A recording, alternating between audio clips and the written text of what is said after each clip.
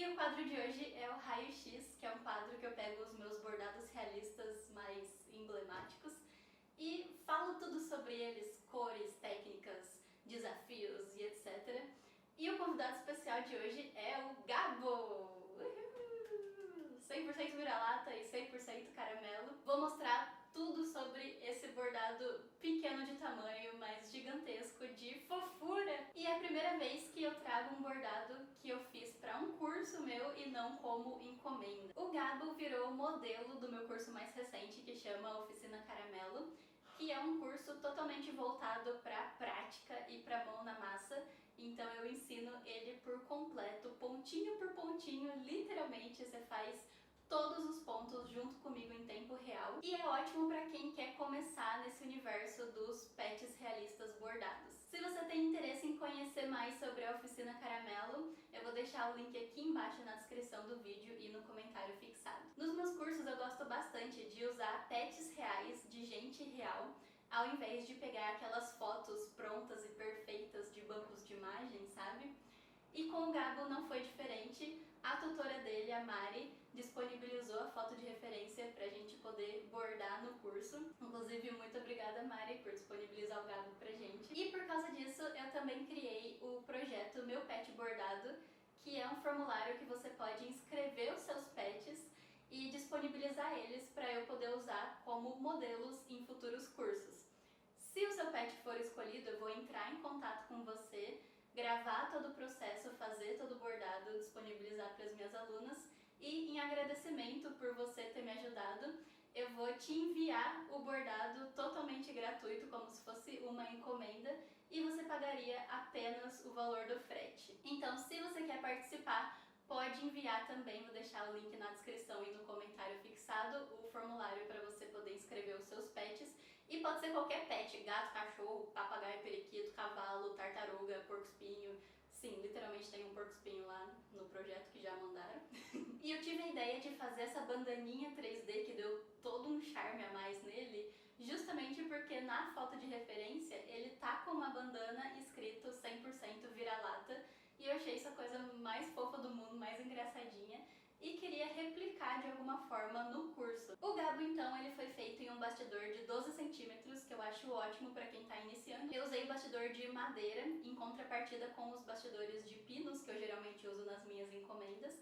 Eu gosto dos dois, não tenho nenhum preferido, e eu acho que vai muito do estilo de trabalho que você faz, né? Porque o bastidor de madeira, ele fica mais discreto, dá um ar mais minimalista, e o bastidor de pinos, ele fica mais visível, dá mais destaque quando você vai decorar sua parede. Eu usei o tecido algodão cru para fazer o Gabo e a finalização foi normal, não usei nenhuma técnica a mais. Para fazer o Gabo eu demorei 15 horas no total, o cachorro mesmo, e a bandaninha demorou em torno de 5 horas todo o processo. Para fazer o Gabo eu usei 13 cores, e para fazer a bandaninha, eu usei 4 cores. Vamos começar pela bandaninha. Olha, como você pode ver, ela se move, né? Ela é a parte do bordado. E a gente pode dar o formato que a gente quiser pra bandana. Se eu quero deixar ela mais pontudinha assim, ó, e aí ela fica.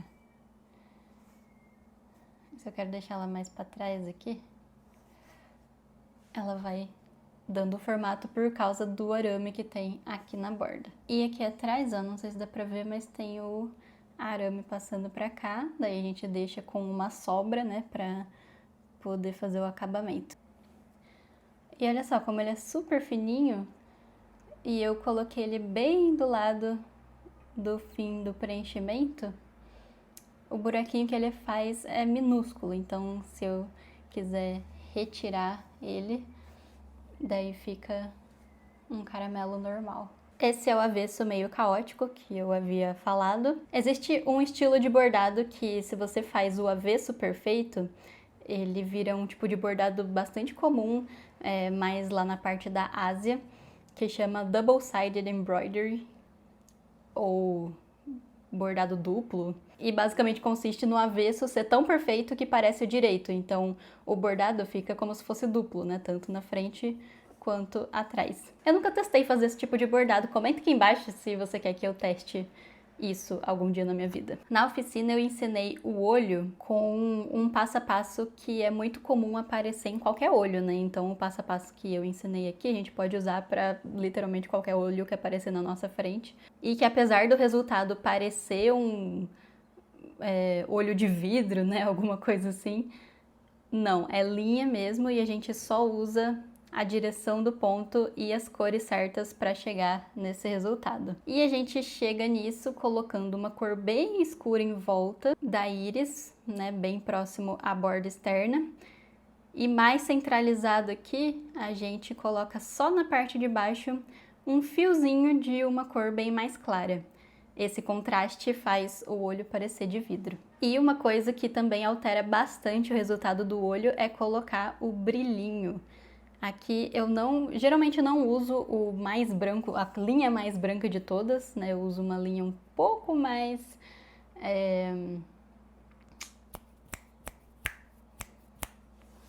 Esqueci o nome. Para fazer o narizinho, eu usei esses tons de cinza, que apesar do nariz ser preto, a gente só usa basicamente cinza. O preto é a menor parte do que a gente usa aqui, ó. Dá pra ver bastante nesse ângulo. Que o preto em si, ele tá na narina e um pouquinho aqui do lado e um pouquinho aqui no contorno de baixo, né? Onde ele é mais aparente. Porque se a gente usar preto nele todo, não vai ficar parecendo real.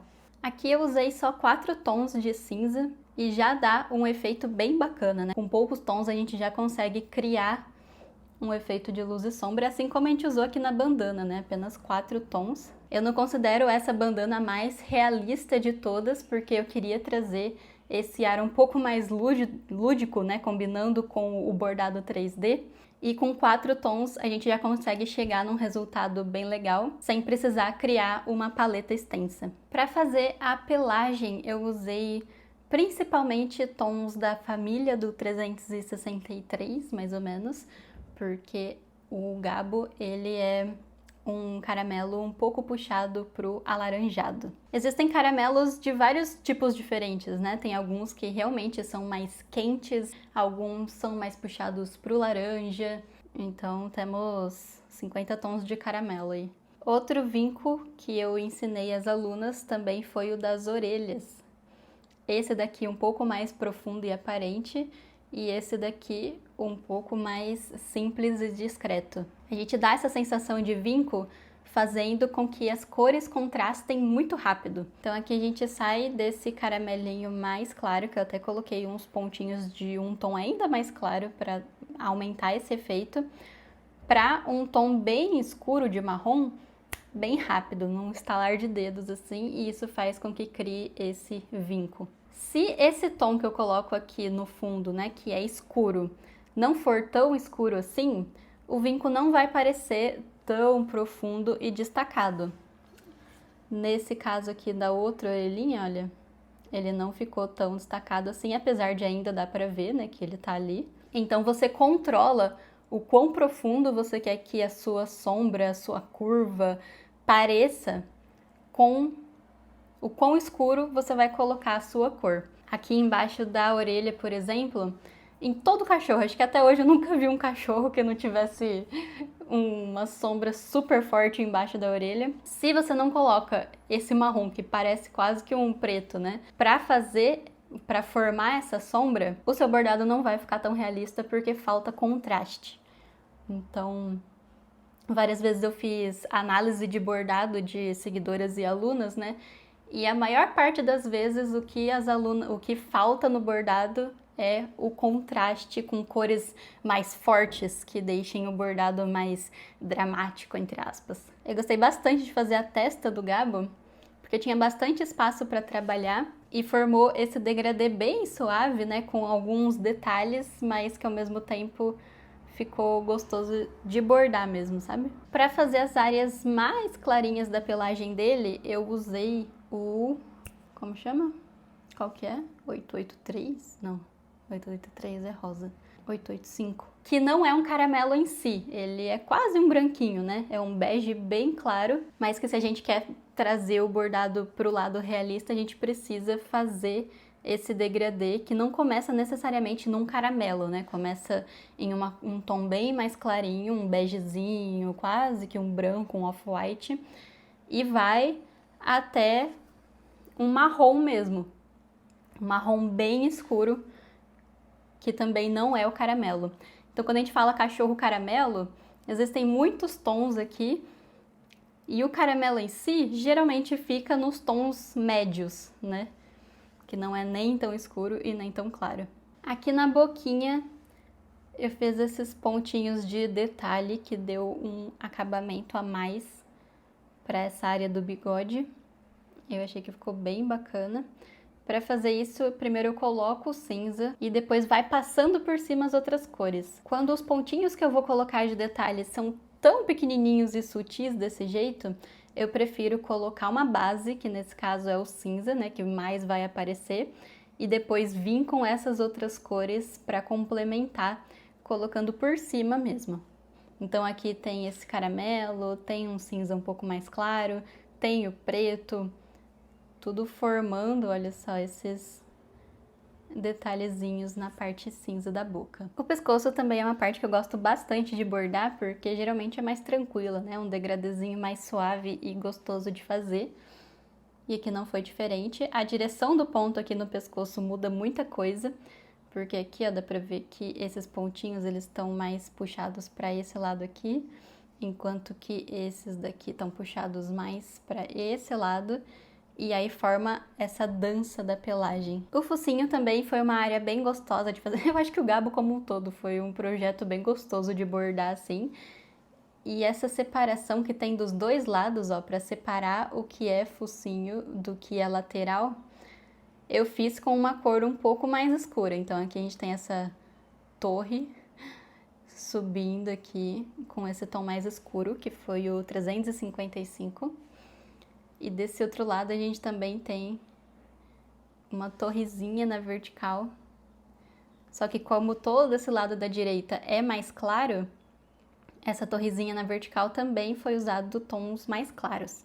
Foi usado o 363, se eu não me engano. Porque se a gente tem tons mais claros aqui nessa região e eu venho do nada colocando uma cor super escura, quebra, sabe? Fica artificial.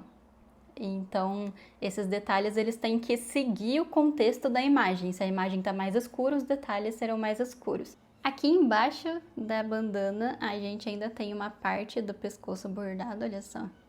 Porque eu primeiro fiz todo o bordado do caramelo e depois acoplei a bandana. Então, aqui embaixo ainda tenho um pouco de pescoço, que a bandana cobre. E se alguma hora eu quiser tirar a bandana, ele já tá no formato bonitinho para ser enquadrado sem bandana também. Para eu remover a bandana, caso eu queira usar sem, eu vou puxar esse aramezinho aqui para ficar reto de novo, as duas partes, né?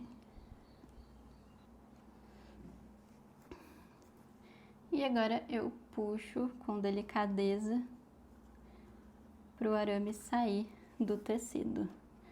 Dou uma penteada aqui, eu posso pegar uma agulha, tô longe de qualquer agulha agora, mas eu pego uma agulha para eu arrumar essa traminha do tecido aqui, que ficou um pouquinho mais aparente. E aí a gente tem um caramelo sem bandana, olha só. Então pode ser usada dos dois jeitos. E essa é a bandana solta. Olha a finura desse arame, dá para eu cortar com uma tesourinha normal.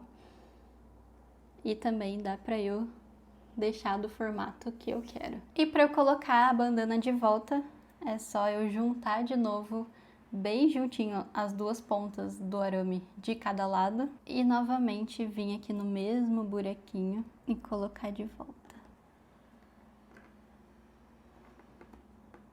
Vou colocando. Aqui já vou dando o formato que eu quero. E aí aqui no fundo, no avesso, na verdade, né? Primeiro eu subo tudo esse arame, deixo bem pra cima em 90 graus. E aí eu entorto ele um pouco pra ele não sair. E ele volta a ficar uma bandaninha.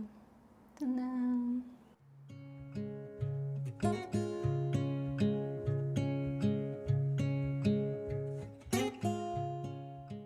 você já tinha visto Stamp Work antes, ou bordado 3D, como é mais fácil de falar, fala pra mim aqui embaixo, ou se você já fez esse tipo de trabalho, o que você achou. E eu espero que você tenha gostado do Gabo. Comenta aqui também. Se você chegou até aqui, comenta farofa, porque pouquíssimas pessoas chegam até essa parte do vídeo. Então, pra eu saber quem chegou, comenta aqui embaixo que você vai ganhar uma estrelinha, vai poder levar pra casa igual na escola. Inclusive, se você quer ver o raio-x de um cachorro bem grandão, diferente do Gabo, né, que ele é mais pequenininho, o Bruce eu fiz ele bem maior e tem bem mais detalhes e pontinhos infinitos. Então, se você quer ver ele, clica aqui nesse card que eu vou falar mais sobre ele nesse vídeo. E não esquece de me seguir para acompanhar os próximos raios-x e os próximos conteúdos